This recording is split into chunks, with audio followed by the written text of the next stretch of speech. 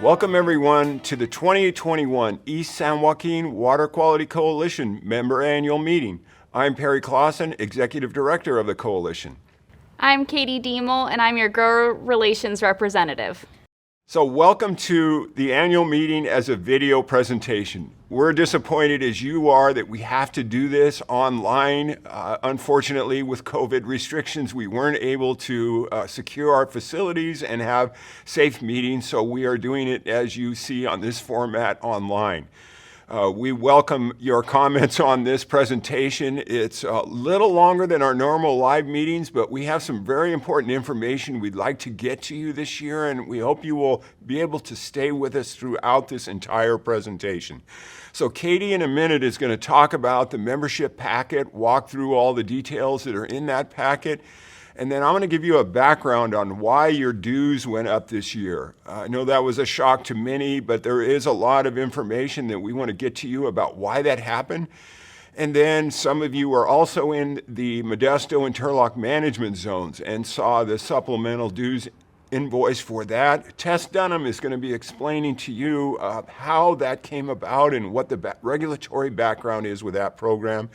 And then Tess and Kenneth Miller are going to be talking about the groundwater protection targets.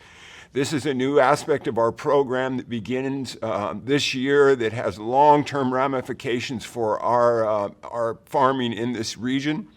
And then Michael Johnson with MLJ will do an overview of the surface and groundwater program.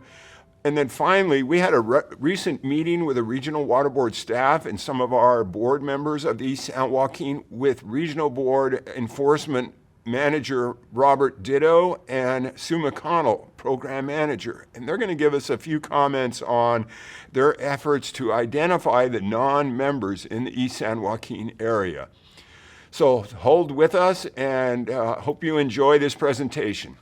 We'll go ahead and get started. We're going to talk about the ESJ member packet. These were mailed and emailed out in early November, so you should have received this. If you haven't, please give us a call and we'll get that out to you.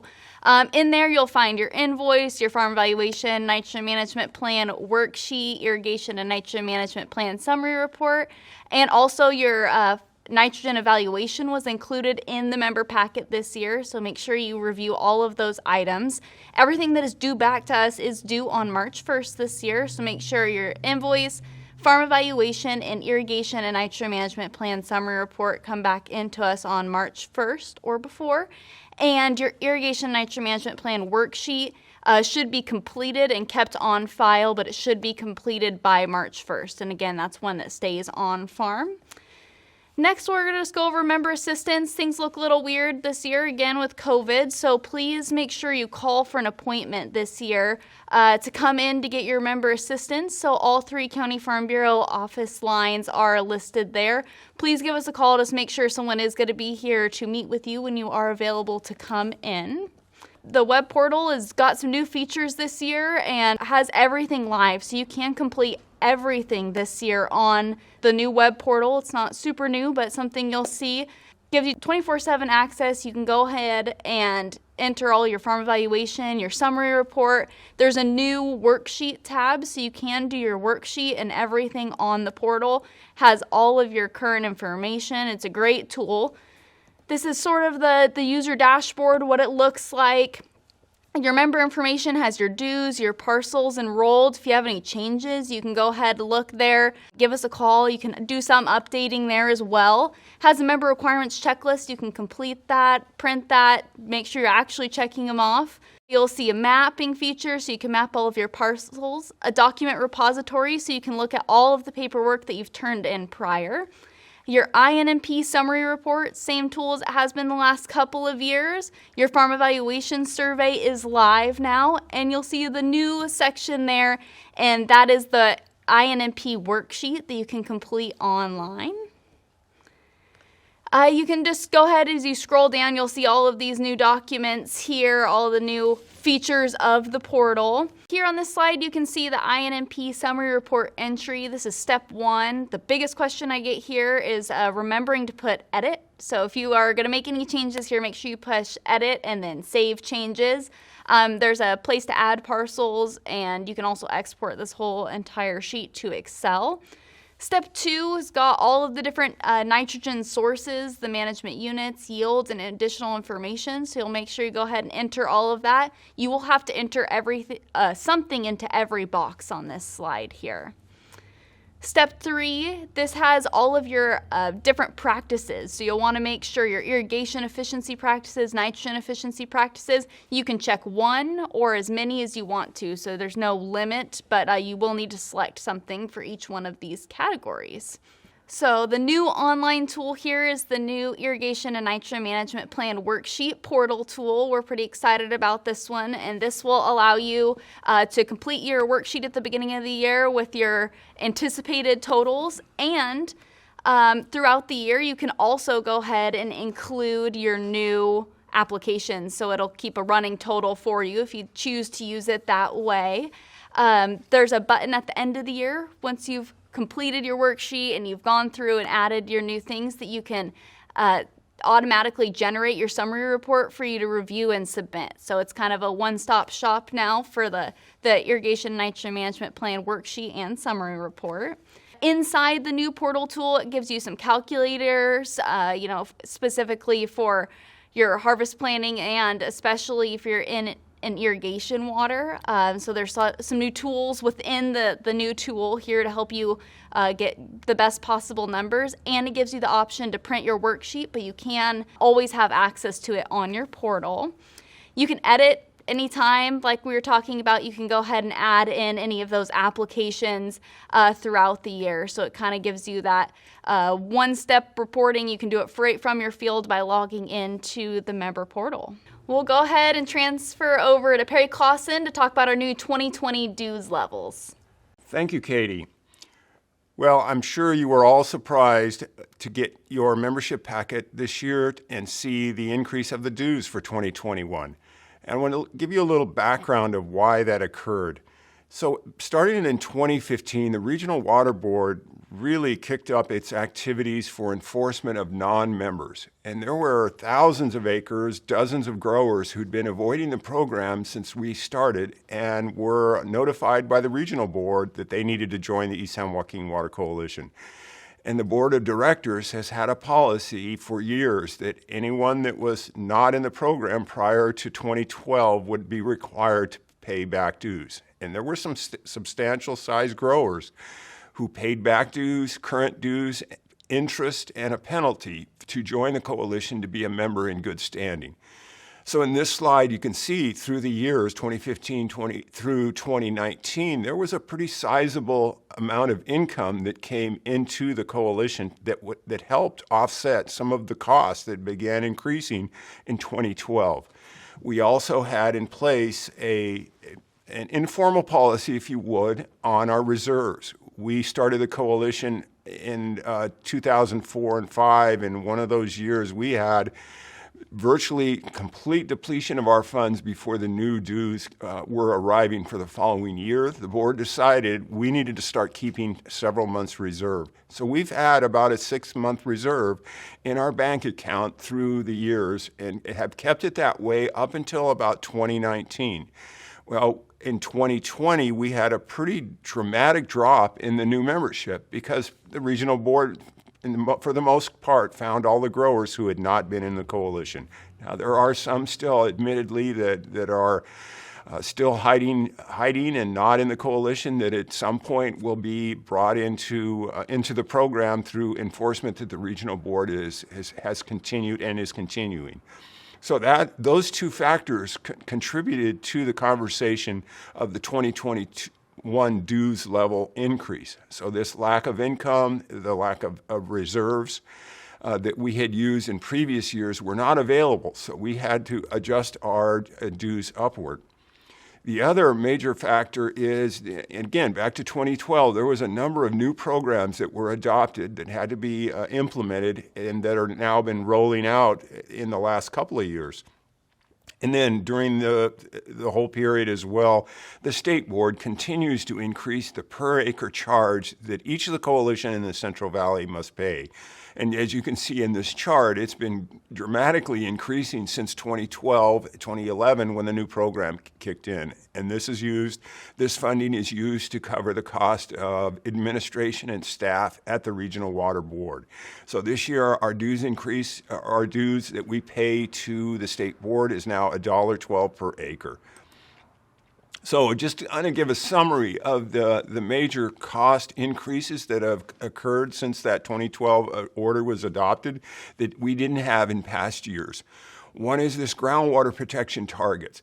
Tess Dunham is going to be explaining here in a few minutes what that program is, but essentially it's going to be shared amongst all the Central Valley coalitions. We are going to be splitting the cost of that program amongst the 13 coalitions that are participating, and it's going to be based on acreage. So we have a pretty significant portion, since our 700,000 acres of the total irrigated acres in the valley is pretty significant. So we have about $100,000 this year that's earmarked for the Groundwater Protection Targets program. And then along with the nitrate control program, which we'll talk about a little bit later, there is the cost that's related to the salt control program. So this is a 10-year study that irrigated ag, dairies, cities, and others will be undertaking, and there won't be an immediate action for us to do anything about salts. That will come at the end of the year, end of the 10-year prioritization and optimization study. However, for us to be in compliance, for our members to be in compliance, we pay part of the $1 million a year study, $10 million over 10 years. Our portion from the irrigated agriculture industry segment is $77,000, as you see here. And then, as we've talked about in the last few annual meetings, we are starting to see more pyrethroid exceedances in our waterway. And pyrethroids is a very expensive insecticide to analyze for.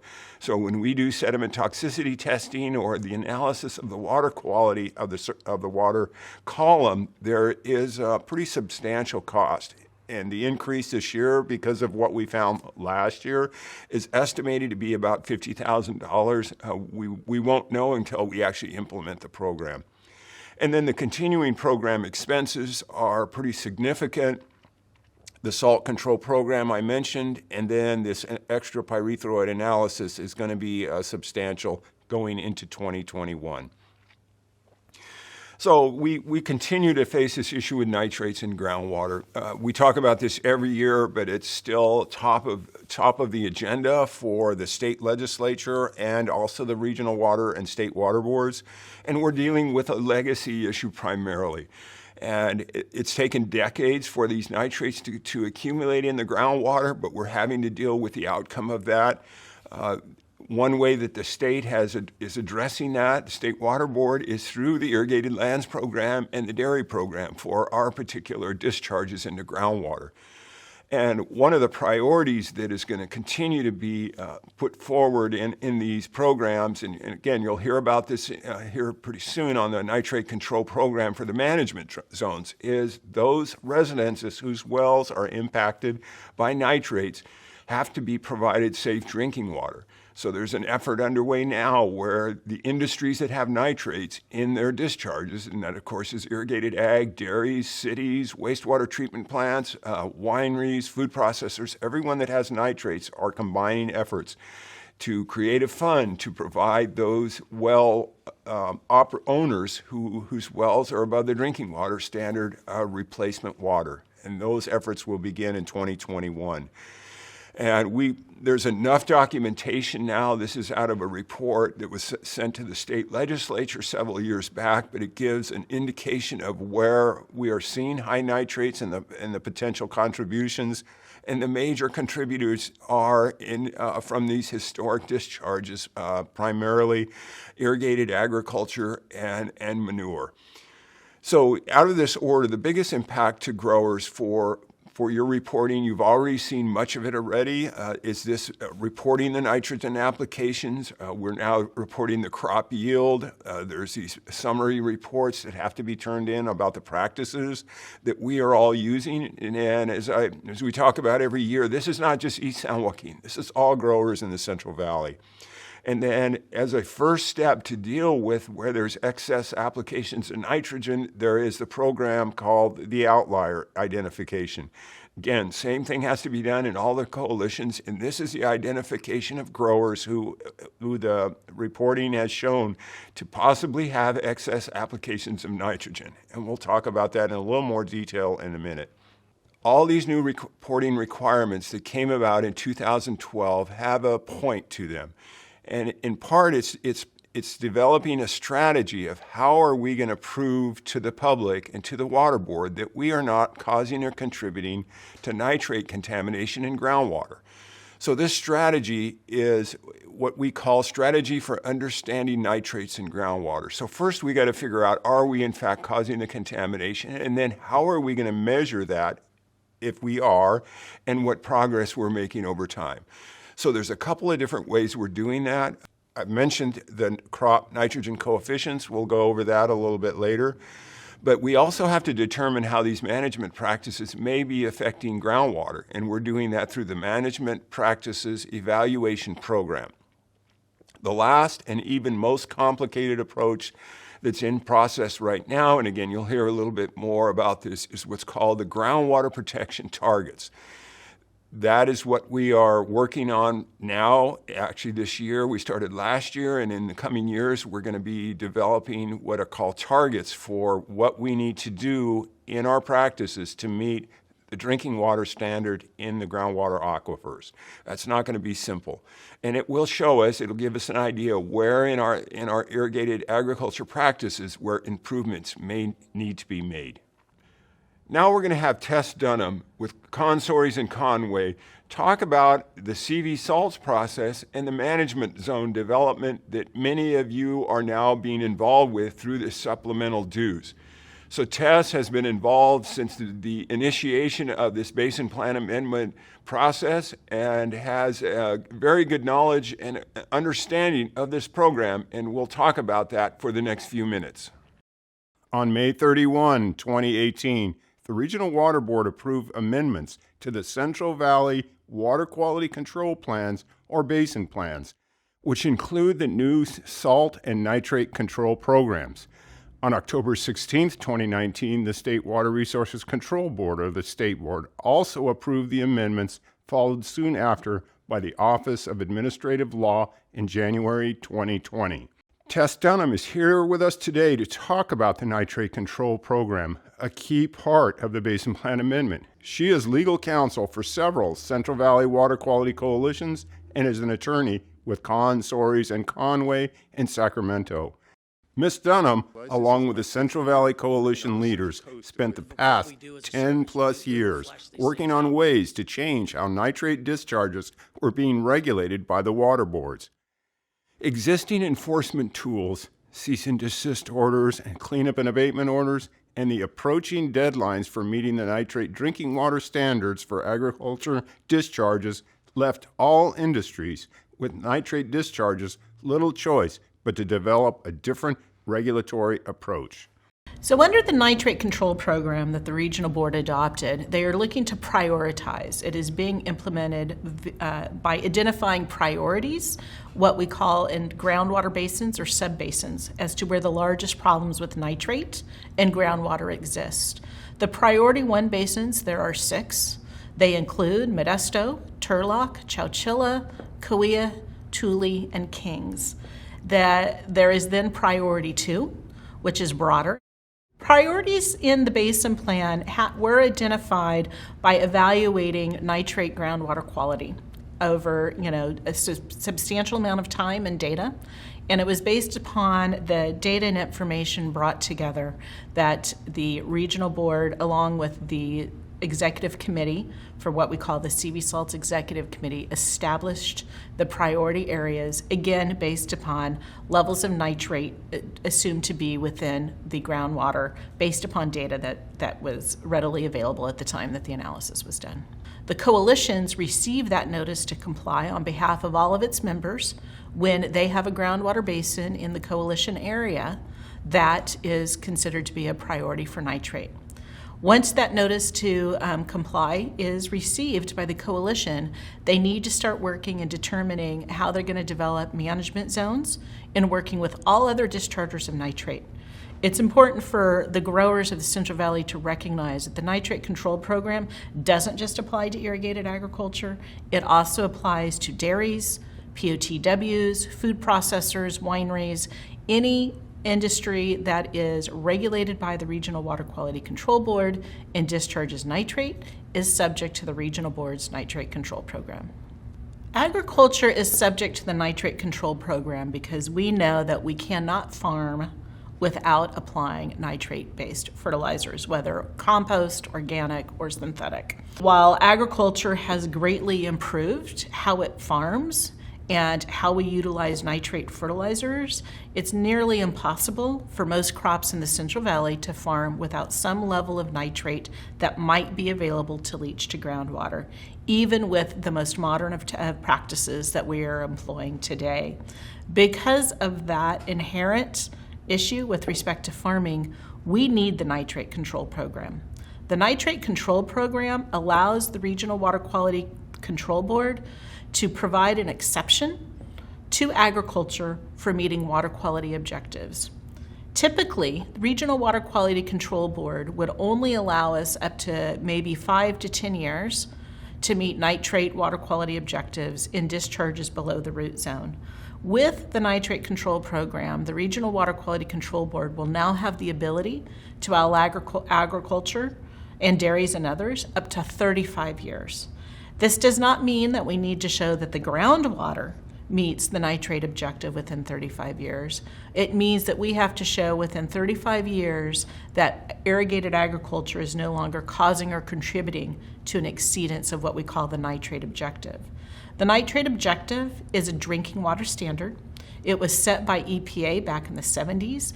One of the key components of the nitrate control program, in order for the regional board to give us the flexibility of up to 35 years, we do have an obligation to make sure that those that are impacted by nitrate in their groundwater have access to safe drinking water. It's just a moral obligation that we have. We need to make sure that people have access. We know that public water supply systems that serve cities and small communities already use treatment to ensure the water they deliver meets the nitrate drinking water standard.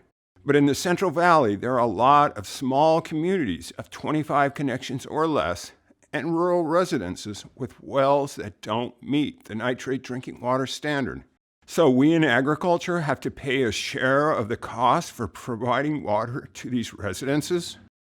That was the trade-off. We make sure people have access to safe drinking water. The regional board is able to give us a longer time period for when we can control nitrate and fertilizer, allowing us to develop the technology and the information that we need in order to move forward.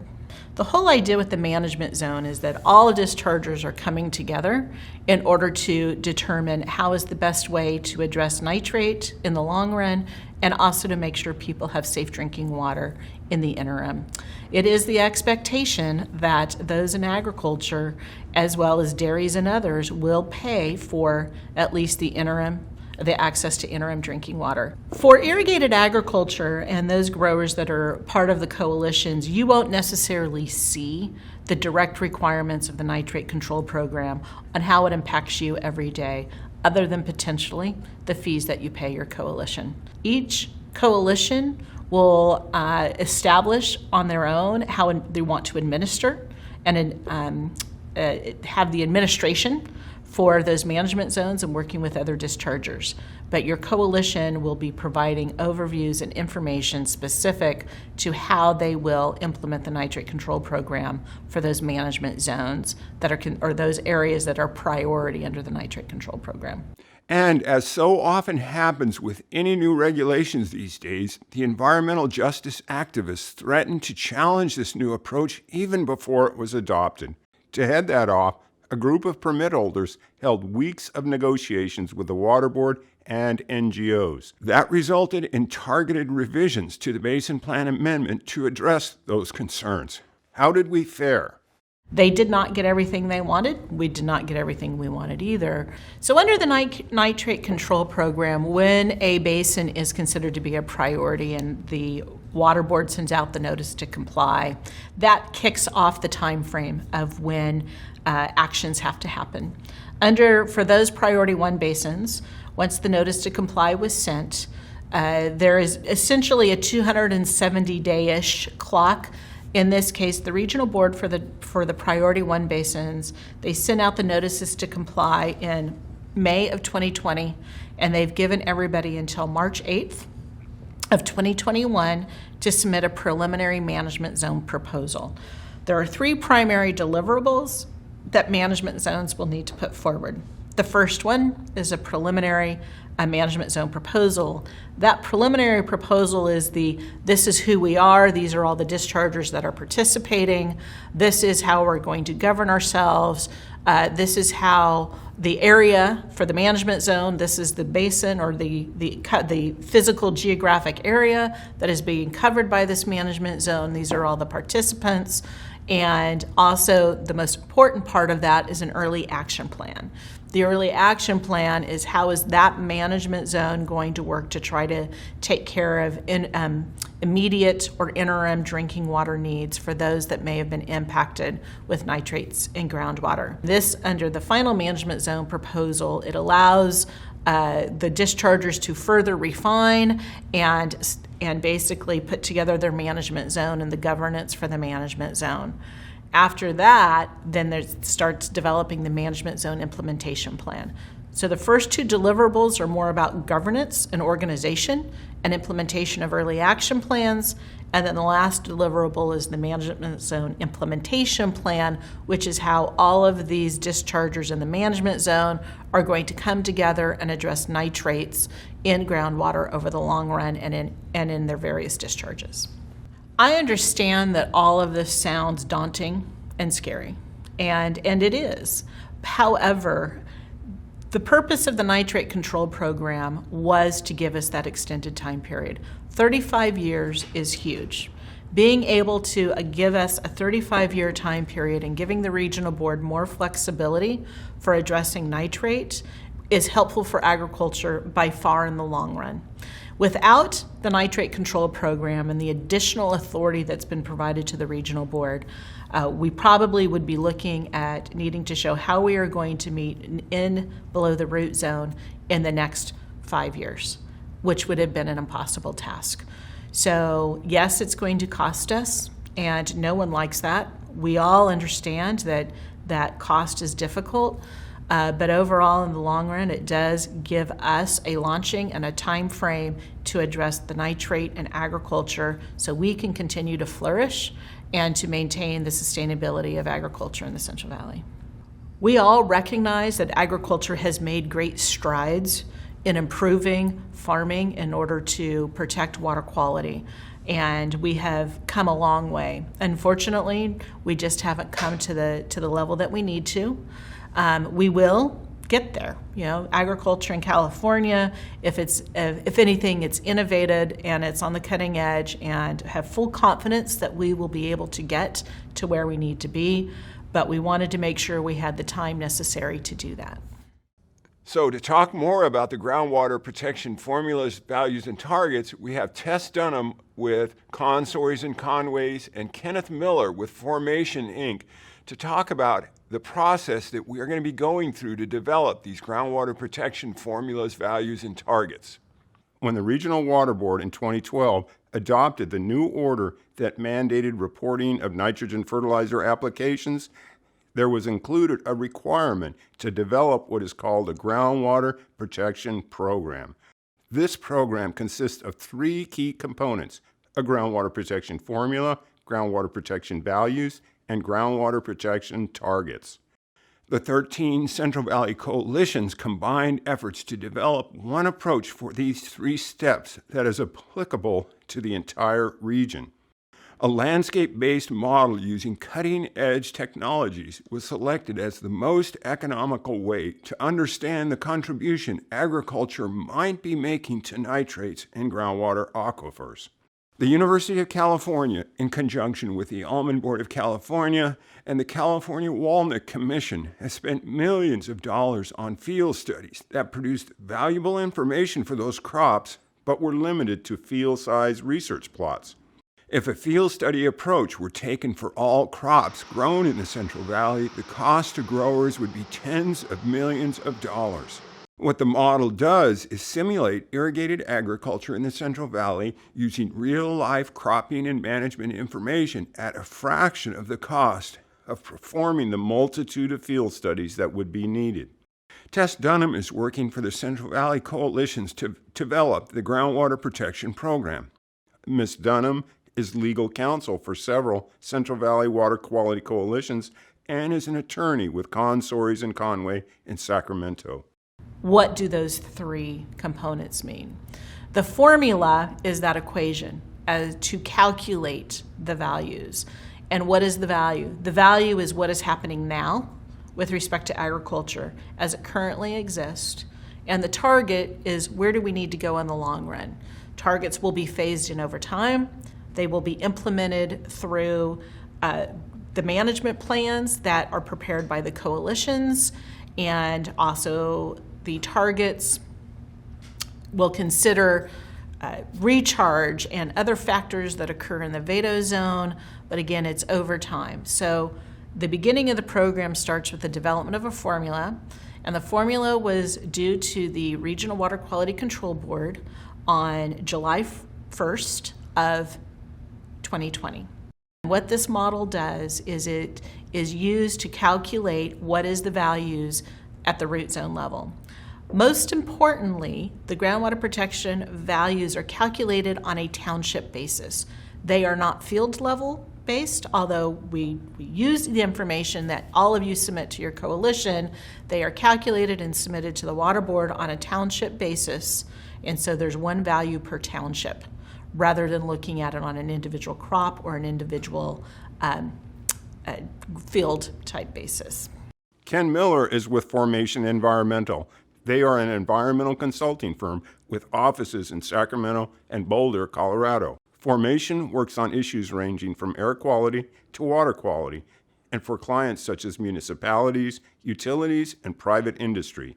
The Central Valley Water Quality Coalitions have retained Formation to assist in the development of approaches for complying with the requirement to develop groundwater protection formulas, values, and targets. We have developed a way in which to do that, to produce the most accurate and reflective estimate possible based on all the available information that is able to be leveraged for this process. That formula will be used to create values which are ultimately nitrate leaching estimates aggregated to the township level, and those values will be used to set targets, which is more of a long-term process to ultimately achieve compliance. On the data side of things, what we would like to do is integrate all the available data, California-specific data, to feed into our formula, to feed into our methods piece. And so on the data side, we're referring to we plan to leverage the irrigation nitrogen management plan data submitted annually by growers on high vulnerability land, and use that information to understand what crops are grown on the landscape and how they are managed, and feed that into our formula. We'd also like to leverage soil information, the most detailed soil information available in California, including spatial and tabular information. And we'd also like to leverage climatic information, the most detailed climate information as well. And so with these different data components, we can then model basically the most representative characterization of Central Valley agriculture with those data inputs.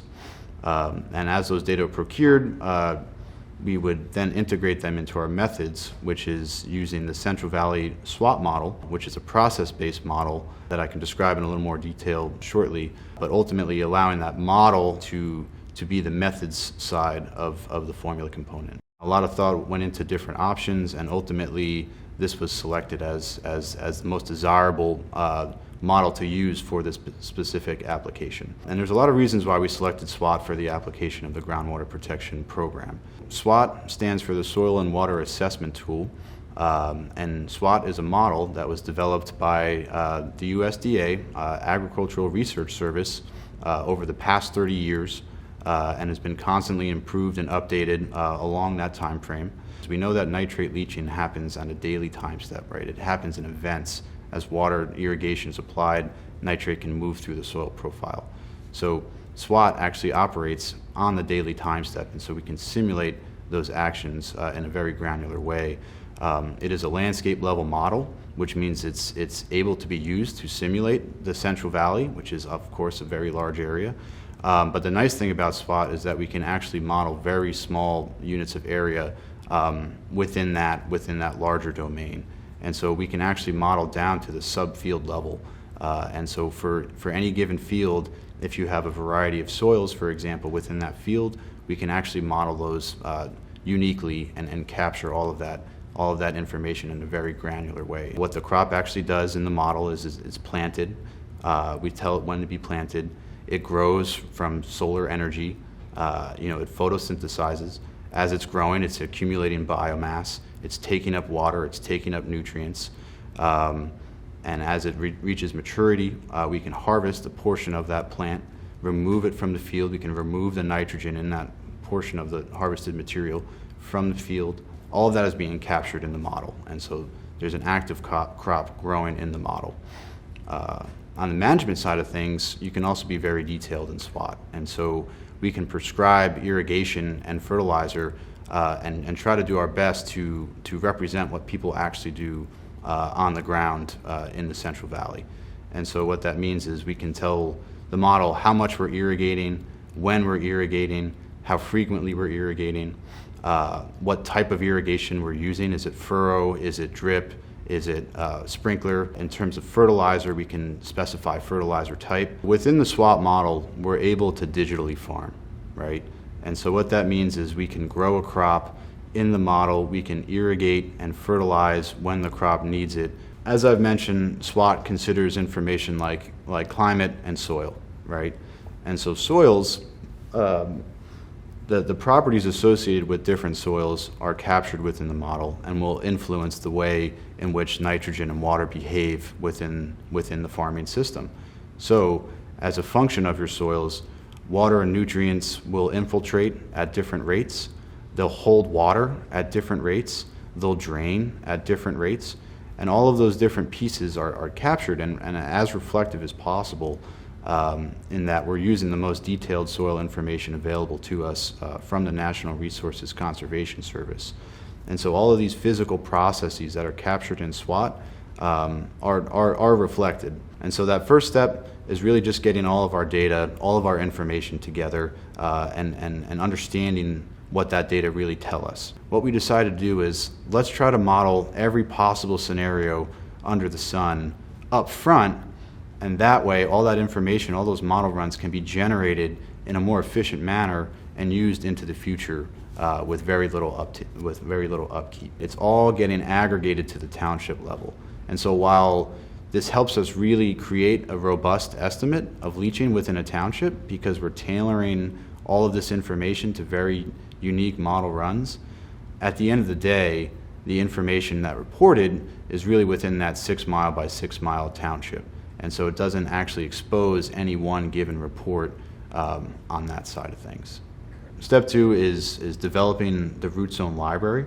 And what this root zone library is it's a massive database, right, of every possible SWOT run that we think is going on within the Central Valley, based on the crop management and yield matrix. For each crop that's grown within the Central Valley, we'll have a book associated with that crop. We'll have many, many, many runs associated with that crop, and all of those runs having an associated nitrate leaching estimate.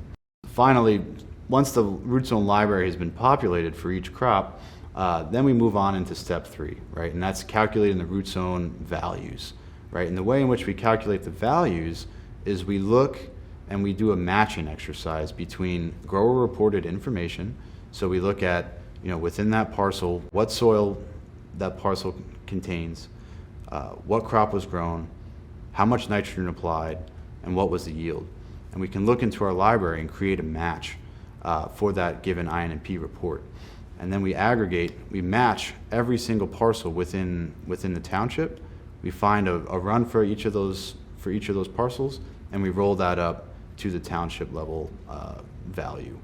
Each crop will have a whole series of simulations associated with it to try to capture all that variability that's been reported in the INP reports. If we were to pull in INP information year after year and try to create a crop map and try to create a scenario for each of those fields within the whole Central Valley, that'd be a lot of work, and it wouldn't be very economical, right? And so there's a much easier way to go about this process. And so what we were proposing to do is to model each crop one at a time across the entire Central Valley, right? And so what that means is if we model one crop within our SWAP model, that means that we're going to grow that crop on every single soil and every single climate, right? And so as we do that, what that means is we'll create that root zone library, we'll create a run for everything under the sun. Even if it didn't happen this year, it may happen in the future. We're anticipating running the model north of 50,000 times. And we know that we can do this within a time frame of roughly 3 to 4 months. So at the end of the day, what we're talking about is having a book for each crop within the Central Valley with all of this information associated in that book, all of these potential model runs, all of these model runs in that book. What our intent is to create a vast library, try to simulate everything that's been reported thus far. If over time we ever need to model new scenarios with respect to management, something that we just haven't captured, we can always add to the library. It's a very flexible approach. And at the end of the day, by going through this workflow, we're actually creating agronomically sound outputs that are going to match INP data. What that means is for each book, for each crop in the valley, we're going to have north of 6,000 chapters, more than 6,000 combinations of climate and soil. And within each one of those chapters, we're going to have 400 and plus pages, those different management scenarios, those different yield scenarios. And so we're creating a very, very dense, very, very specific root zone library that contains all sorts of information that can be used onwards into the future. We'll have well over 2 million, really 2.5 million unique different climate and soil management outputs per crop. And what that means is in the future, as values need to be recalculated with this formula, they can be done so by a simple matching exercise. They can be done by going in to the already created library and looking for the most relevant run to generate that leaching estimate. And so once this product is completed, we can always add to it if needed, but it really is in the hands of the coalitions, and the coalitions will be able to use it onward into the future. What we're actually going through is we're matching, really at the sub-parcel level, all of the most relevant SWAT runs and taking all that information and folding it in to the actual township level value. What is the mass of nitrate that has leached and how much water has leached? As a reminder, a township is 6 miles by 6 miles. It's a 36 square mile grid. We'll be aggregating this based on the farm acreage. So what is associated with that NMP report is what we will be using. As these field studies continue to be carried out by the coalitions and their partners, we can look at that information and compare that to our model output. And we can use that information to continue to refine our model output onward into the future. If we take a lot of time and care putting in the best information possible, feed that into the model, what comes out of the model is a very robust representative estimate of nitrate leaching and percolation within irrigated agriculture. The values calculated by the model for each township could be considered a snapshot of what is happening today with irrigated agriculture in that area. Then there is a groundwater protection target. The target sets the goal for the long term. Ms. Dunham explains where this is all leading. Targets will be phased in over time. They will be implemented through the management plans that are prepared by the coalitions, and also the targets We'll consider recharge and other factors that occur in the Vado zone, but again, it's over time. So the beginning of the program starts with the development of a formula, and the formula was due to the Regional Water Quality Control Board on July 1st of 2020. I absolutely believe it will be adjusted and revised over time as we continue to learn about the program and how we are implementing it. But overall, the whole idea was having a metric that could be used to evaluate what we do on the landscape to groundwater without needing to have everybody put wells, groundwater monitoring wells, all over the valley, all over every field in order to evaluate potential impacts. I think that's actually one key component. It's important for us to realize that it's not every township within the Central Valley that needs a groundwater protection value, but it is those that are designated as high vulnerability townships. So, and high vulnerability meaning that they are vulnerable to leaching of nitrate. So that and so then the targets will be developed within a year and be part of our management plans for implementation moving forward. Your coalition will be coming to you and explaining this is what is currently estimated from the SWAP model to be leaching in this across this township below the root zone, and here's potentially what we need to think about as far as making changes moving forward over, hopefully, by tying it to CV salts, that 35-year period, as to how we get to meeting targets. So that is where you, the grower, will see the two programs come together and where you will see what it means to you directly. As many of you may know, there were challenges to the state board's adoption of what we call the ESJ order, and challenges by 3 different environmental justice communities challenging different components of that. And that happened by, I think, March of 2018. So over the last year, 2 years now, we have been in litigation on the side of the State Water Board trying to defend the order as it was adopted, including the anonymous reporting provisions that allows us to maintain your privacy and your autonomous and your confidential information with respect to farming and nitrates and how much nitrates is used in yields in your crops. Luckily, and I'm happy to say that after all of that and the briefing that went on October 23rd, we did receive a judgment from the court, and the court found and denied all causes of actions or claims by the environmental justice community, meaning that they found what the State Water Board did and the regional board combined to be fully within and compliant with the law, and that anonymous reporting did not violate the law. So we were pleased in order to be able to maintain and uphold these key provisions that we had fought very hard to get and keep in the State Water Board's process.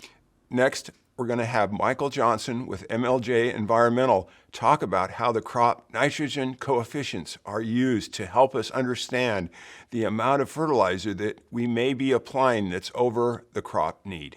Thank you, Perry. A little earlier, Katie talked to you about the nitrogen information that you have to provide to the coalition as part of your INMP summary report. And so what I'm going to do is take a few minutes here to talk about what the coalition does with that information once you turn it in to us. So Perry was just talking about the nitrogen crop coefficients. Those are the coefficients that we use to convert the yield that you report to us to the amount of nitrogen that's removed from the field with the harvest, and in some cases sequestered into permanent tissue, grapevines, the canes, and trees in your orchard.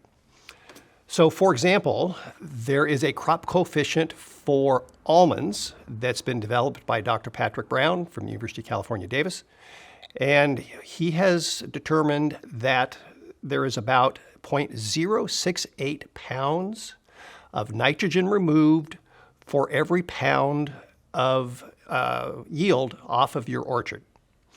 That means that if you have a 2,000 pound yield per acre, you are then going to remove 136 pounds of nitrogen from that field. These crop coefficients are sometimes described as the number, And we have some numbers that are good numbers. We have some that we describe as reasonable numbers, which we can use. And there are some crop coefficients that we have to use, but they really need more study. And so here you can see a list of those that we consider to be good, the purple column there. And so crops like almonds and cotton and so on are considered good numbers. Reasonable numbers are considered usable. We could improve them if we have some opportunity, but we're able to use them in the meantime. Citrus, various citrus, grapes, raisin grapes, and so on. There are some that are considered poor. So cherries, figs have almost no information available. We have to use those crop coefficients because we have no choice. But we recognize that they are not very good, and we're in the process of trying to find ways to improve them. And then there are a series of crops for which we have no crop coefficient whatsoever, and we're going to have to find a way to generate those crop coefficients over the course of time. Currently, there is an effort underway. It's funded by the California Department of Food and Ag's Fertilizer Research and Education Program, CDFA FREP, to improve the crop coefficients for a number of the crops that you see here in this slide. So, for example, raisin grapes, peaches, corn as grain, hay, and wheat are all undergoing study to improve their crop coefficient numbers, or in the case of wheat, to actually generate a crop coefficient number, nitrogen coefficient. So for the East San Joaquin, what you can see here in this slide is sort of the percentage of our acreage for which we have good, reasonable, poor, or no coefficients at all. And you can see that for the most part, there's about 96% of our acreage have either good crop nitrogen coefficients or reasonable. In other words, we can use them.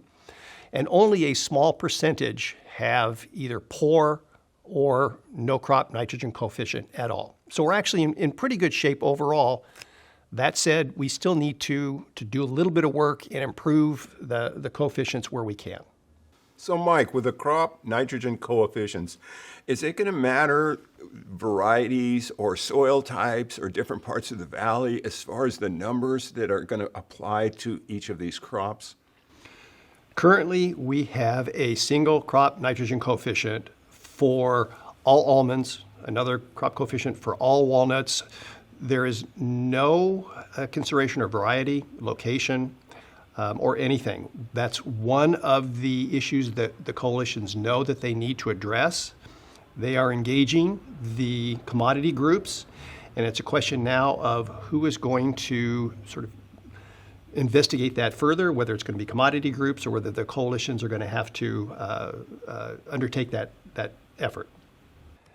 Okay, so now that we've actually converted your yield to the amount of nitrogen removed, we have to determine sort of where you stand relative to is excess nitrate being moved past the root zone or the potential of nitrogen being moved past the root zone down to groundwater. That is determined by two different measures. And you can see here the first one is the ratio of A, which is the amount applied, of nitrogen applied relative to the amount removed. And the second calculation is the amount of nitrogen applied minus the amount of nitrogen removed. And you can see that with the ratio A over R, if you apply exactly the same amount as you remove, that ratio is going to be 1. On the other hand, for the difference of A minus R, if you remove the exact amount that you apply, that A minus R is going to be 0. The problem with these metrics is that they're not a perfect measure for the potential of leaching because there are several processes that are not included in these calculations that there's no way that we can include them. For example, the timing of nitrogen applications, the amount of nitrogen in each of the applications, how they're applied, where they're applied, the timing, the amounts of your irrigation water. But nevertheless, the regional board is requiring that we develop those measures, the A over R and the A-R from your information that you provide, and then those are provided to the regional board, but they're not provided to the regional board for your operation. You are given an anonymous identifier, both with respect to your number and your location, and so the regional board receives this information, but in no way can it be linked back to you or your farming operation. Grower performance, groundwater quality, the general idea, even if we don't know a lot about sort of the timing of your applications, the amount of applications and so on, is that if you reduce the sum or the difference of A minus R, if that number is lower, you are going to have less of an ability to leach nitrogen to groundwater. It's assumed that this reduced leaching is going to result in improved groundwater quality over time. However, we recognize, and Regional Board recognizes as well, that this process may take decades to realize any improvement because groundwater may be very deep and it could take decades for higher quality leachate to reach groundwater. Some areas, however, with very shallow groundwater, sandy soils, and so on, we might be able to see some improvement in groundwater quality in a very short period of time, sometimes as few as 3 to 5 years. So the key here is that you're encouraged to use management practices that are going to reduce the potential for leaching to groundwater. Okay, the other thing that we use these metrics to do is to identify outliers. The regional board requires that we perform an analysis on the ratio of A over R each year to determine which growers have larger values relative to all others in the coalition that grow that same crop. And what we do is we use a technique called a interquartile range method. We use a slight modification of that method, and we plot them all as box and whisker plots. And then we have to report to regional board which anonymous members are outliers. Again, no member is reported to regional board as an outlier. There's no way that regional board can trace back outlier status to any individual member or any individual parcel that is being farmed. So when I look at my outlier designation and compare it to the other growers who grow the same crop, that's the metric, right, of comparing myself to others. Are we ever going to be compared to the crop nitrogen coefficient for developing the outlier status? Yes, your outlier status is currently determined by where you are relative to others who grow the same crop in the coalition region. However, it is likely that outlier method will change, and it will likely change within the next few years. And it will be based on what we call acceptable ranges for the ratio of A over R that are determined for each crop. And currently the coalitions are working with the commodity groups to develop those acceptable ranges. And once those acceptable ranges are submitted and approved by regional board, then your outlier status will be based on that range rather than a comparison to others who grow the crop. In 2020, we had to start with almonds as the first group that we analyzed for outliers. In 2021, we will be expanding the outlier designation to walnuts, pistachios, and wine grapes. So if you receive a notification from the coalition that you are an outlier, just please be aware that notification does not go to the regional board, and the regional board will never understand who is an outlier and who is not. However, if you as an outlier do not improve, and we're going to go to that here, okay, the consequences of having an outlier parcel, there is a requirement, the last bullet point there says there's a requirement to improve and get yourself out of outlier status within 5 years. There are other consequences of being an outlier. One is that you need to have your INMP worksheet certified by a CCA. If you have the ability to self-certify, you need to go back and take an additional class to continue to be able to self-certify. You're going to have to attend a meeting held by the coalition for your crop, for other members who are outliers, and you're going to be required to complete the MPIR, which is one of the forms that was included in your packet and Katie talked about earlier today. So here you see the list over the course of time of the priorities for the coalition with respect to calculating outliers and doing outreach. One of the things that we're required to do for outliers is we're required to track the practices that are used on your ranch, and we do that through the completion of your MPIRs and then the follow-up surveys that we do. And again, you'll be asked to attend a crop-specific meeting in 2021, and if you are an outlier for again in 2022, perhaps again in 2022.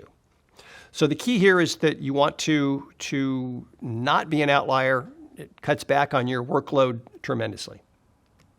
So one of the ways that you can actually do well is to consider the nitrate in your irrigation supply water, if that's groundwater that you pump, as nitrate that your crop can use. There have been studies by the university that demonstrate that the nitrate that is found in groundwater that you pump and apply as irrigation water is every bit as available and every bit as useful as is nitrate that you apply as part of your fertilizer program. So, for example, you can see here that if your well water has 35 parts per million nitrate as nitrogen, and you apply 30 acre inches of water per season as your irrigation water, you're actually applying a little over 236 pounds of nitrate per acre just from your irrigation supply from your well water. We're going to talk a little bit about surface water, our surface water monitoring program, and our groundwater trend monitoring program. So just as a reminder, our surface water monitoring program design, we've divided up the coalition region into 6 zones. I'm going to show you a map here in the next slide of those 6 zones. Each of the zones has 2 core sites, a series of represented sites, and some management plan sites. Core sites in each zone are monitored 12 months of the year for a whole series of constituents that you can see here on the slide. And one of the things that we have to do now is monitor for pesticides that we know are used around that location every year. We're required to go in, look at the last 3 years worth of pesticide use information, and use that to determine which pesticides we have to monitor at that location, at that month, in that year. Represented sites are sites that we monitor irregularly, and generally we only monitor them when we have a problem at one of the core sites. When we have a problem at the core site, and a problem is defined as finding a chemical in the water at a concentration higher than the state allows, when that happens at a core site, we're required to go to the represented sites and monitor for those chemicals at that location. Finally, we have management plan sites, and a management plan is a requirement of the regional board. It's triggered when we have 2 problems at a location for the same constituent within a 3-year period of time. And again, the problem is defined as either having toxicity at that location or finding that chemical at a concentration greater than the state allows. If we do that twice within 3 years, we're required to develop a management plan. The management plan tells the state how we're going to make sure that those exceedances don't occur in the future, but it's accompanied by additional monitoring to demonstrate that the problem has been solved. So here you see the map of the coalition region, And you can see that there, if you look at the color scheme, the light colors are the individual zones. And so if you want to focus down toward the south end of the coalition region, you can see that the light brown, which is Madera County, is called Zone 6. And then the little darker brown are the individual watersheds and the locations that we monitor. And so you can take a look at this. This is probably going to be included in your annual grower report. And you'll be able to see if you live in a watershed in which we monitor surface water for compliance with the waste discharge requirements that the coalition has. I just talked about management plans briefly. We have numerous management plans for all kinds of constituents. What you see here is a little bit of a graphic that only looks at constituents, the copper, nitrate, and pesticides and toxicity. And you can see that early in the coalition's the process 2008, 2009, we generated a very large number of management plans. Starting in 2010, when we started our current outreach program, the number of management plans we generate in each year has gone down, and you can see those are the green bars there with the little numbers on top. The blue line, the blue numbers and the blue line represent the number of management plans that we've completed. And so you can see that when we started doing management plans in about 2010, after 3 years of monitoring, we were able to get rid of 19 management plans in 2012 just for this set of constituents. And we've continued over the course of time to be able to get rid of numerous management plans. We're still getting rid of management plans. We have just submitted a request to regional board to get rid of another, I think, 8 management plans.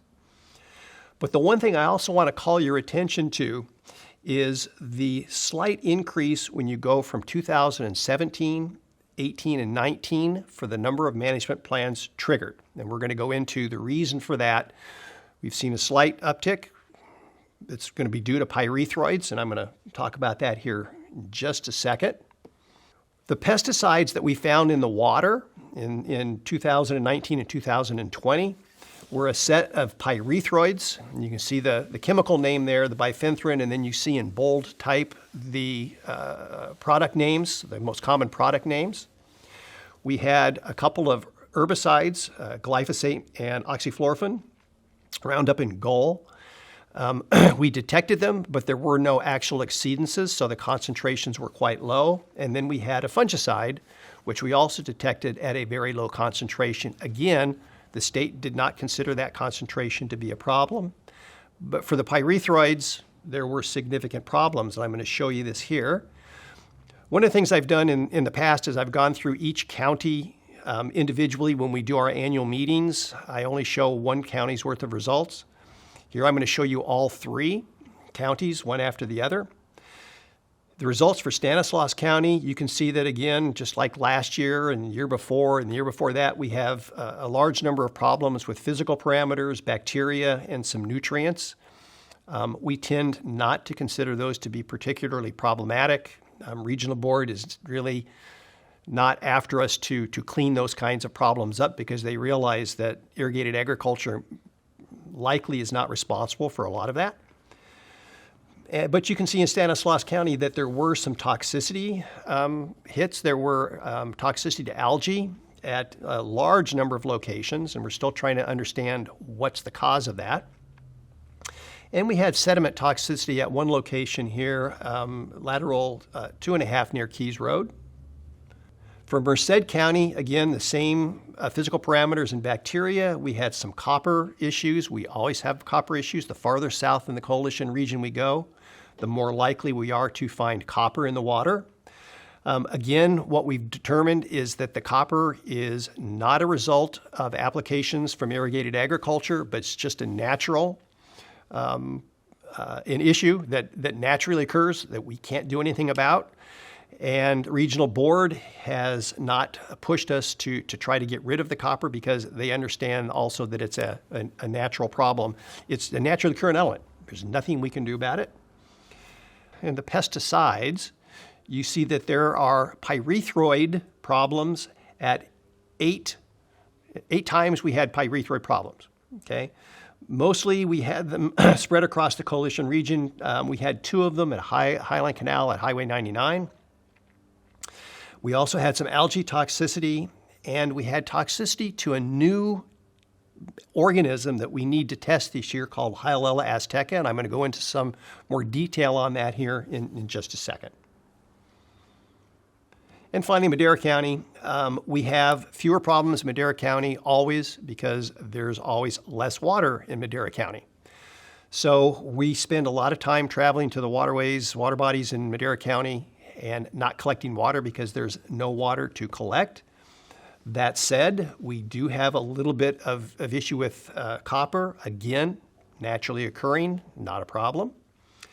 But the pyrethroid concentration goal units that I'll talk about here in a minute, we do have, we had 3 exceedances this last year, 2 of them at Brenda Slough and then 1 of them at Dry Creek.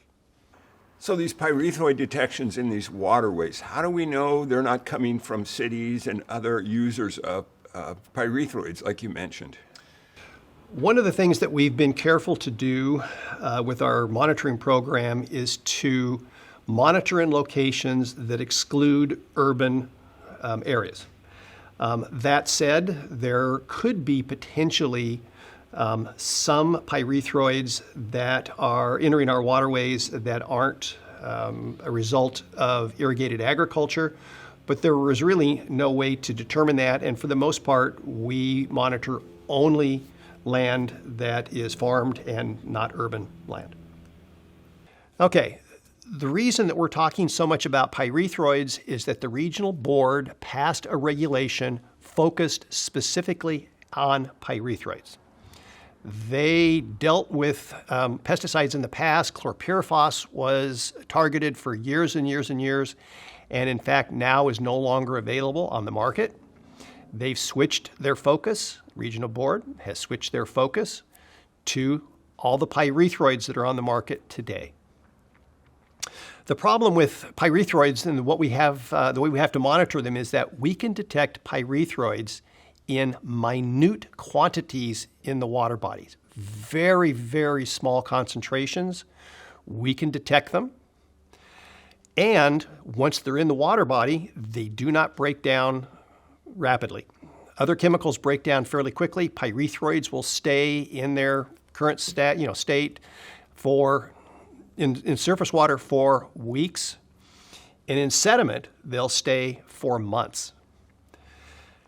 The other thing that we have to do now is we have to add up the effects of 6 different pyrethroids.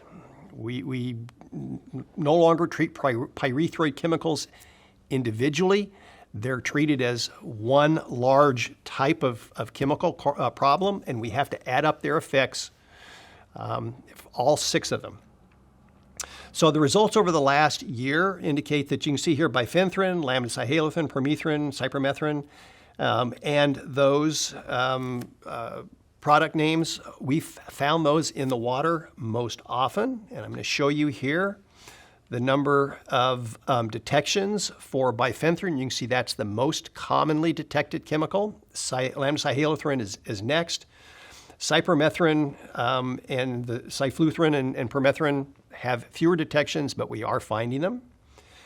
One of the issues that we're going to have that's going to be difficult for us to sort of sort out is that a lot of these chemicals have uses outside of irrigated agriculture. They're applied commonly by structural pest control companies, around dwellings, around anything that, that with wood that would be subject to ants and termites.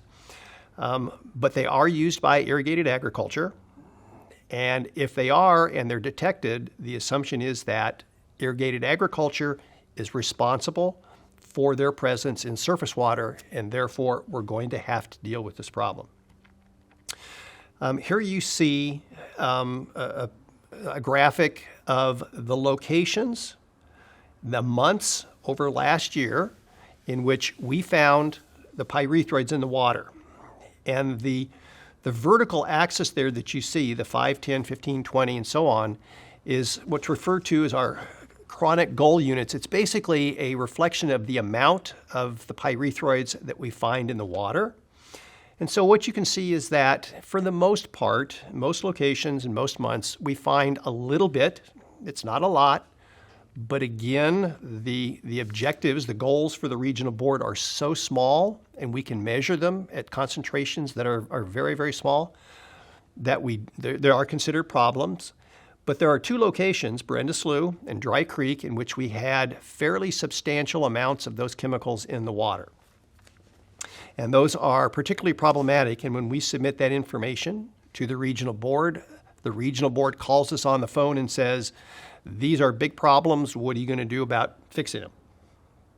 So is the water board or any other agencies doing anything about these pyrethroid exceedances that have showed up over the years?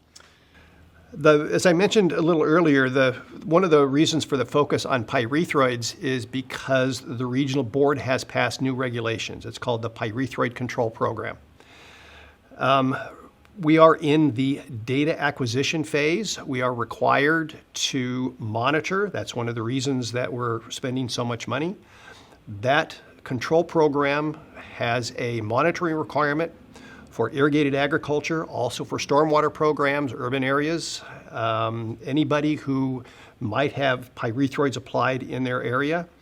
But irrigated agriculture needs to monitor, turn those results into the regional board, and then at some point in time in the future, when the data acquisition period is done, they will decide what needs to be done with pyrethroids.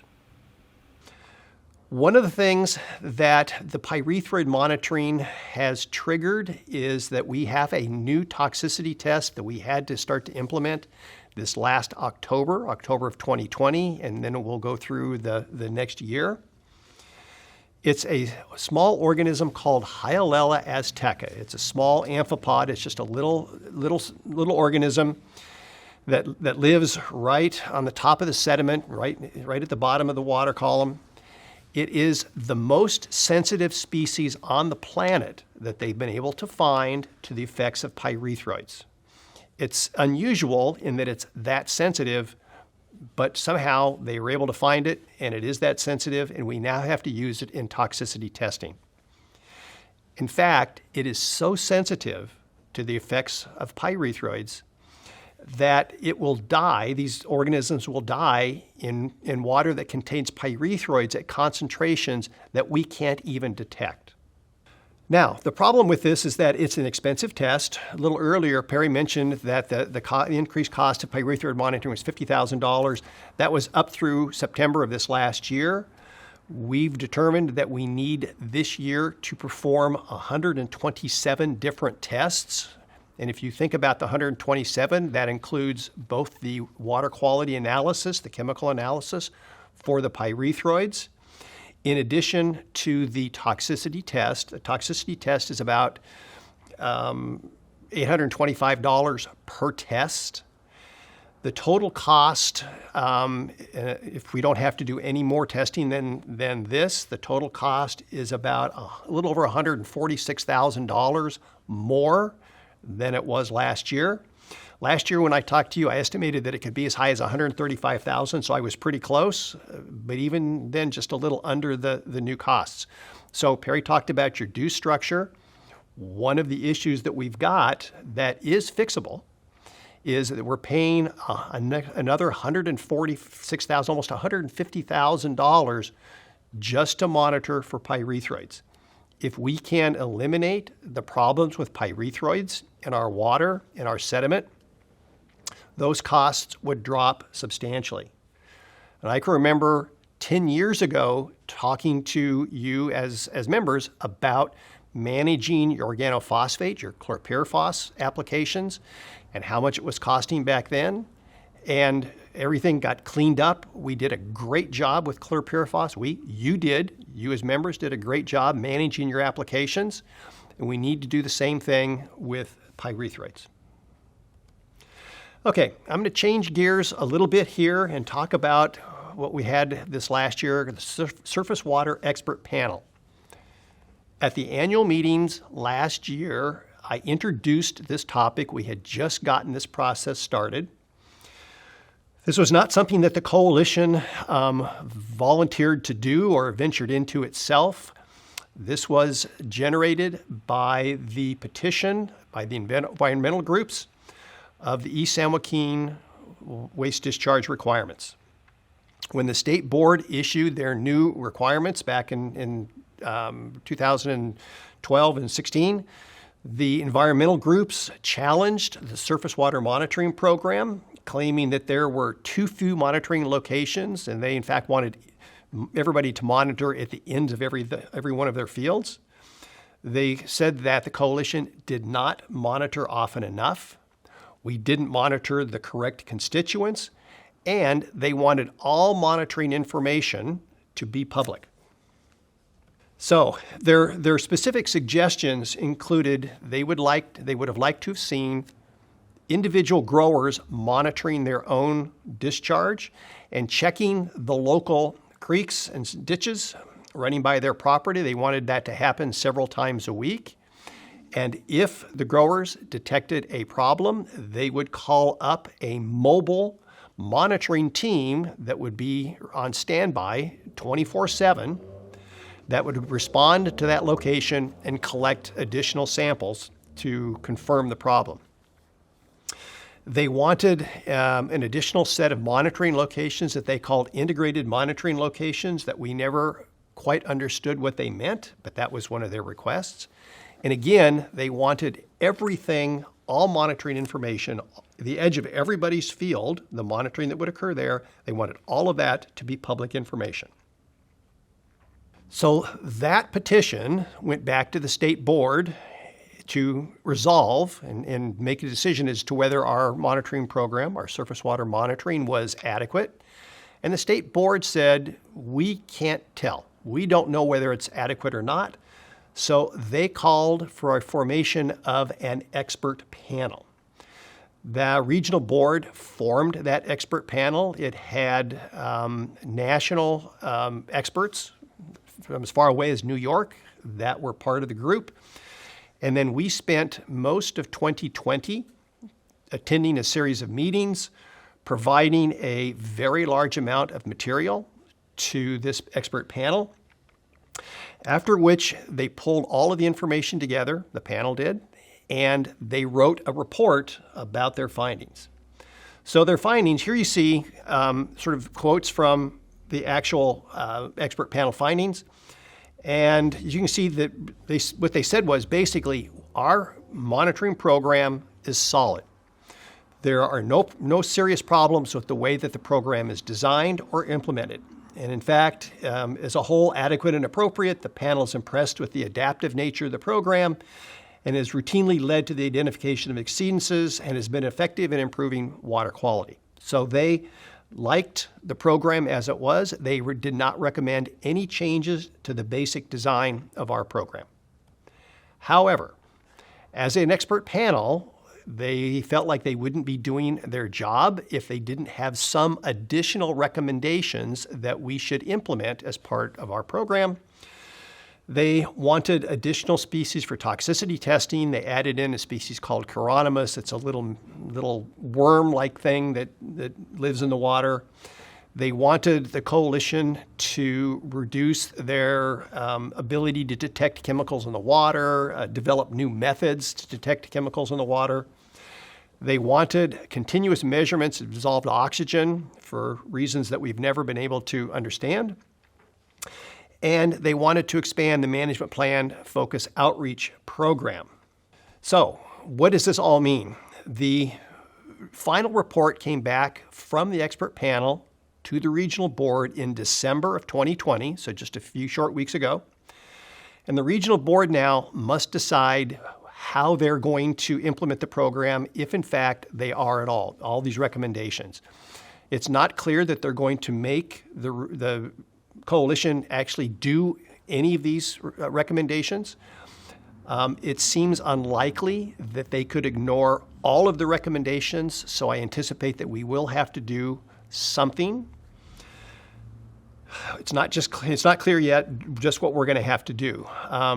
And part of the problem that we're trying to work with regional board about is that every time you implement some new aspect of the program, it results in increased program costs.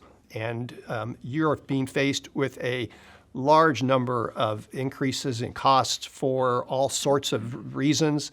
We're going to try to keep the increased costs due to this expert panel process to a very minimum, or actually eliminate them entirely if we can. Switching gears again, we're going to talk a bit about the groundwater trend monitoring program. Again, this is another required element of our waste discharge requirements. We have to characterize groundwater quality across the coalition region. We need to, over the course of time, document trends in water quality, and we have to determine whether our high vulnerability areas, in other words, those areas that have high concentrations of nitrate in the water, if those areas are becoming larger or smaller. The requirement is that we identify a series of shallow wells, and those are usually within the top 200 to 230, 40 feet of the ground that are screened within the top, say, 240 feet. We currently have 37 wells in our monitoring network, and we have to monitor those wells annually. And here you can see a set of results for the 3 years, 2018, 2019, and then this last August's monitoring results from 2020. And you can see that for the most part, there's a little dashed line down there. That's the 10 milligrams per liter drinking water standard. Any well above that number is considered an exceedance. You can see for the most part, actually, that a large number of our wells, a good number, the majority, are below that standard. There are, however, a few wells that are above that, some substantially. And you can see that we added a whole series of wells this year. Again, most of those below 10, but a couple of them, I think it looks like 3 of them, were above 10, and so we'll have to monitor all of these wells over the course of time, and hopefully those wells with concentrations higher than 10 will start to drop over the course of time.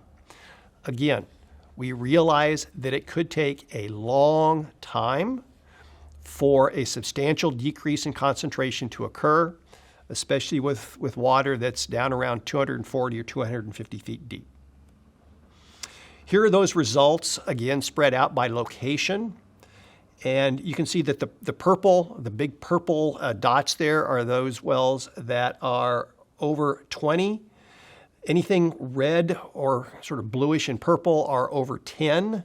And those that are the orange and smaller are those below. And so you can see that there's a relatively large concentration of them around the Turlock area, just south, and there's that one just slightly to the north and west, and a few spread a little farther south. We know that those areas already, the lighter kind of purplish kind of shading in that map is our high vulnerability area. We know already that the groundwater has high concentrations of nitrate in that area. But what actually makes me encouraged is that we have lots of wells in that high vulnerability area that are below 10. So hopefully over the course of time, we will improve our groundwater quality. And as Perry mentioned, demonstrate that irrigated agriculture is doing its part to make sure that there's no contamination of groundwater. One of the things that the East San Joaquin Coalition has done is joined what we call the Central Valley Groundwater Monitoring Collaborative, the CVGMC. This is a group of the Central Valley Ag Coalitions that came together. They're not all of the coalitions are involved, but most of them are. We have joined up to try to reduce the costs of the groundwater monitoring program, and specifically the reporting that needs to be done with the monitoring program. So each of the coalitions in this collaborative is responsible for its own monitoring, but those monitoring data are turned into a common database, and then that database is used by a consultant to generate a report that characterizes groundwater quality across our coalition region and then across the valley in its entirety. And that is going to reduce the costs of this program to every coalition, the East San Joaquin Coalition included. Next, we have a few comments from the Regional Water Board staff. There's been a lot of discussion at the East San Joaquin Board of Directors meetings about what is the Regional Board doing about the non-member, the non-filers, as they are called, compliance for the Irrigated Lands Program. We have about a 98% participation rate, but with the dues and the increase and others, we are always concerned about the equity issue of those non-members having the benefit of not having to participate in this program. It's an economic benefit. So we've been talking to the Regional Water Board about what it is they are actually doing to make sure that these non-members are brought into compliance. So next we'll have Sue McConnell. She's the director of the Irrigated Lands Program, and Robert Ditto, who is the lead for the enforcement at the Regional Water Quality Control Board. I'm Sue McConnell, the manager of the Central Valley Water Board's Irrigated Lands Regulatory Program. The Central Valley Water Board is committed to getting commercial irrigated lands operations enrolled in the program. In 2018, fines up to $100,000 were issued to growers who failed to enroll, growers that we call non-filers. Last year, during the June Central Valley Water Board meeting, our board directed us to continue to prioritize pursuing and addressing non-filers. And I know that there are some non-compliant operations, some non-filers within the East San Joaquin Coalition area. And I wanted just to say that it is a high priority for the Irrigated Lands Regulatory Program to pursue those non-filers. During the beginning of the pandemic, we did pivot and move to mapping of the non-filers to identify who they are so that we could move forward, which we've done since then, towards the outreach and the compliance efforts. I want to turn it over now to Bob Ditto, who is the senior in charge of the Compliance and Outreach Unit in the Irrigated Lands Program, to talk about our recent efforts in compliance and outreach. So we really focused on our mapping effort and identifying potential members, more or less. So we mapped over 23,000 parcels. And what I mean by mapping is, so we use a GIS-based platform. And our background is Department of Water Resources land use data. So the latest data out for us is 2016.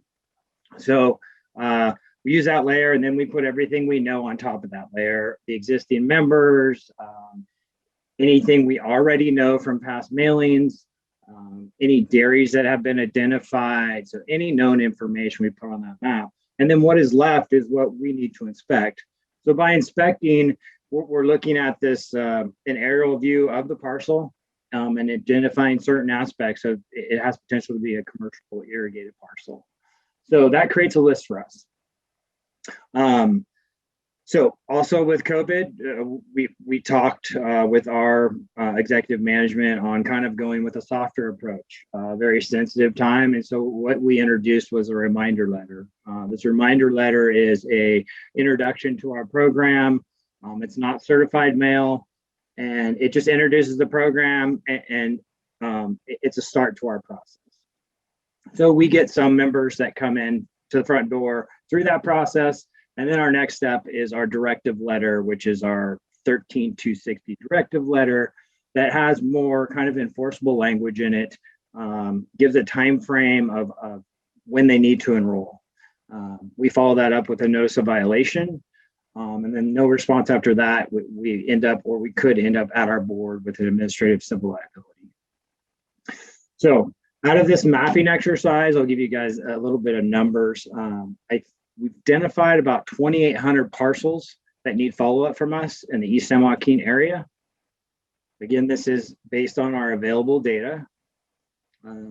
Most of those, I think we've actually identified Most parcels over 100 acres. And when I say parcel, I mean not the actual size of the parcel, but what DWR has described as land use data potentially being agriculture. So what we're looking at is probably about 100 parcels that we see that are over 100 acres of potential cropland. We are going to be following up with those shortly, and in a bigger mailing. And like Sue said, we have some priorities in terms of our outreach, and what we've really been doing or focused on is focused on the largest parcels and working our way down. So in terms of what we've done this past year, during 2020 and into 2021, we sent out 104 reminder letters in August. We followed that up with 84 13260 directive letters. And then we followed that up with 26 notice of violations. And that, I think, and Phil can clarify that, based on whatever the answer we got from the grower, they're either a member or they're not irrigated or they're under another program. So, and Phil can go that a little bit later. Let's see. We just sent out another enrollment batch of reminder letters to 129 recipients. It covered about 147 parcels, about 4,700 acres. So again, we're going to follow that up with another over 100, and then probably end up doing a kind of a mass mailing of directive letters based on those responses. I also want to tell you guys a little bit about, we have other things we do as well. So enrollment is one of our top priorities. We also have to follow up with members with annual reports. So late annual reports, typically at the end of July, when we receive the participant list, the member list, we get that information on who's late, and we follow up with that.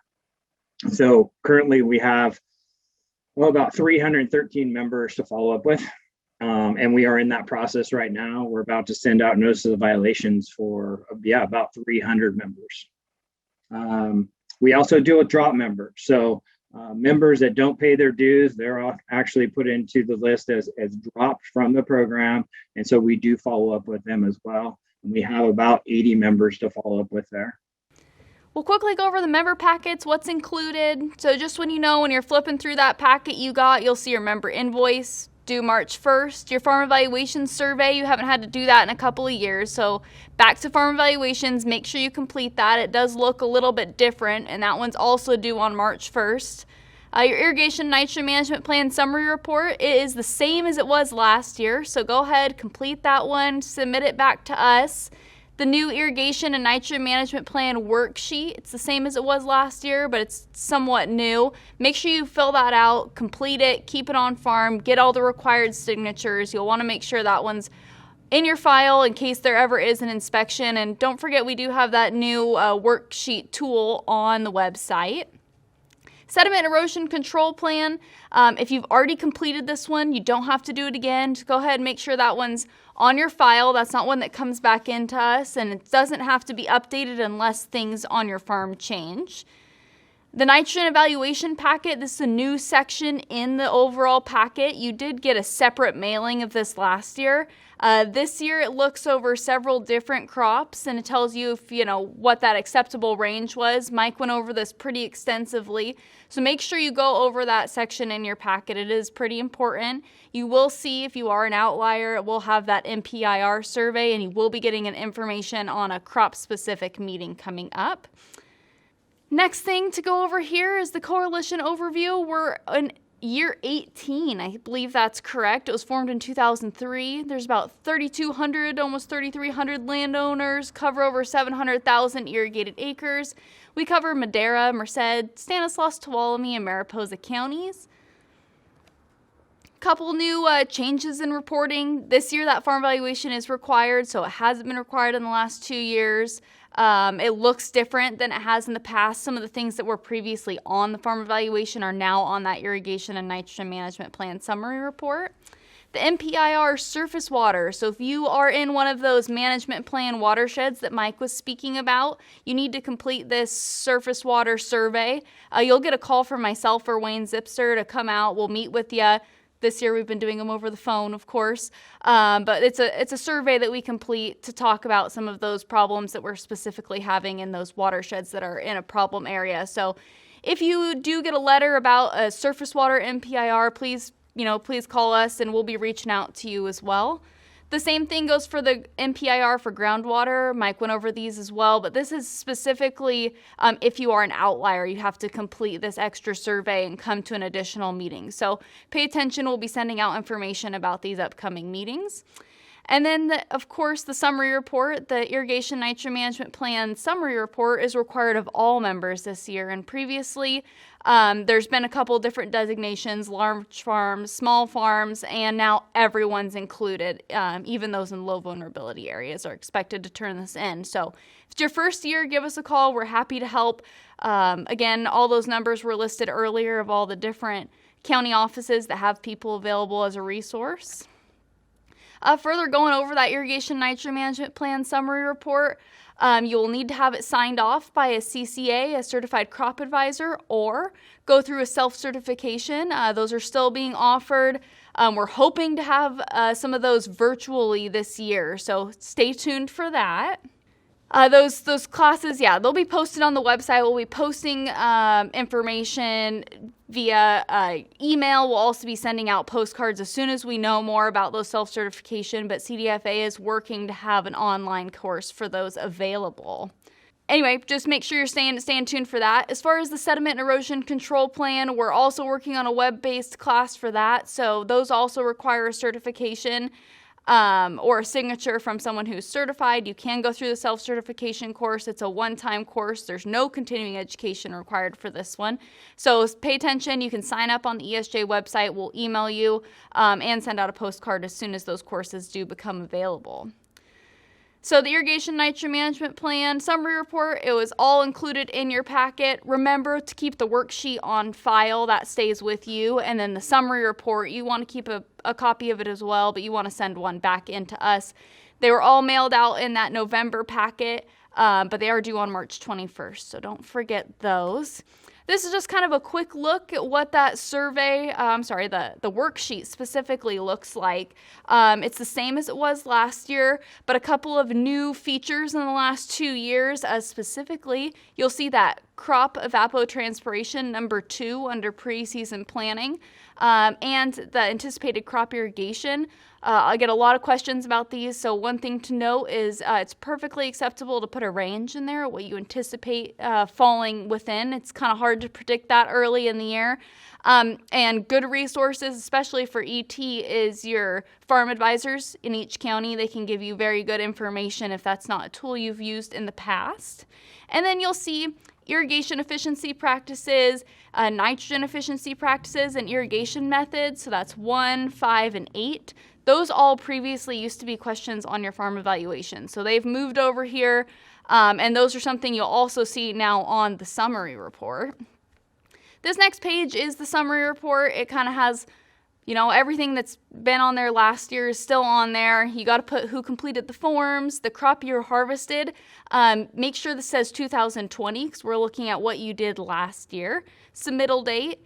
The step 2, you only check that box if you're an outlier. You'll see the information about outliers in your packet. And the certification method, this is who helped you certify your plan. So if it was a CCA, you would check the first box. If you went through the training program and you're self-certified, you'd check that second box. And if you do not apply any fertilizers, you would go ahead and check the very bottom box there. Kind of a newer thing, it's in the last 2 years. You'll see there's 4 different sources for nitrogen that we want you to split out. So in and irrigation water, organic amendments like manure and compost, dry and liquid fertilizers, and foliar applications. So make sure you go ahead and split out your total nitrogen sources in those 4 categories. And another question I guess I get a lot is the yield info. So for instance, if you were putting your yield as 2,000 pounds of almonds that you got per acre, your yield info might be meat weights because you're specifically measuring that 2,000 pounds was meat weights. So in shell for walnuts, kind of some different areas or ways to, describe what your yield actually looked like when it was coming off the field, and you put it on your plan here. This next page of the summary report, these are all of those practices. So this is talking about your irrigation systems, different irrigation efficiency practices, like has it ever been laser leveled, or use of ET in irrigation, and your nitrogen efficiency practices. So split fertilizer applications, you're applying more than once per year. So you can check as many of these boxes that apply, or as few that apply, but there should be a box that applies for each category. So go through, make sure you're really paying attention to those different practices as you go through. So if you have any questions regarding the summary report or the worksheet, please reach out to all of us here at the farm bureaus that act as your Water Coalition staff. We've got plenty of people that can help walk you through it, especially even over the phone. We can get you through on the portal. Let us know if you have questions and how we can help you. We would be more than happy to do that. And the last thing for us to cover today is the ESJ board member ballots. So you should have received these. These went out on January 14th. We would like to thank all of you members for sending in your ballots for those new board members. We chose to expand the board with the bylaw addition last year and expected ballots back on February 23rd this year, and we are pleased and excited, and I would like to welcome 3 new board members to the board. In Madera, we'll be welcoming Joseph Biscay and Mark Hudson, and in Merced, we'll be welcoming Brad Samuelson to the board. These guys offer tremendous expertise in the East San Joaquin area, water quality, tons of issues here to be on your team and go to bat for you as a board member. So welcome to the board. Thank you very much for submitting your ballots. Thank you for bearing with us through this video. We hope it is informative and fills you in on all the activities we're involved with. We are hoping that the COVID-19 restrictions are lifted so that we can have actually an annual meeting in person this year. We're not sure of that yet. We will be sending out a postcard to members to inform them if we are able to schedule a meeting in November timeframe this year. So again, thank you for joining us today, and good luck this year. Thank you.